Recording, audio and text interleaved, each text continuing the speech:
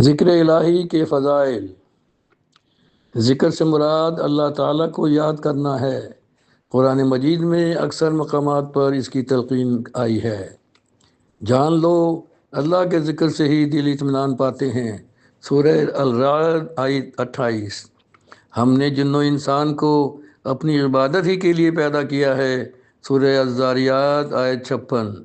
میرے بندو تم مجھے یاد کرو میں تمہیں یاد کروں گا۔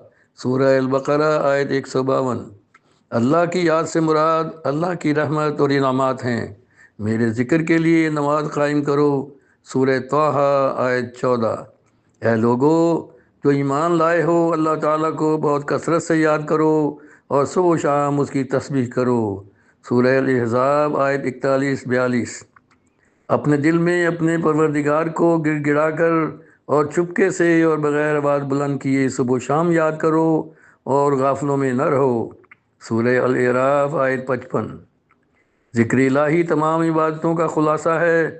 نماز، روزہ، زکوٰۃ، حج، تکبیر، تحمید، تہلیل، دعا، استغفار، تلاوت قرآن مجید وغیرہ سب ذکر الہی کی شاخیں ہیں۔ جو شخص ذکر الہی کرتا ہے وہ زندہ اور جو ذکر الہی نہیں کرتا وہ مردہ کی مانند ہے۔ بخاری 6407۔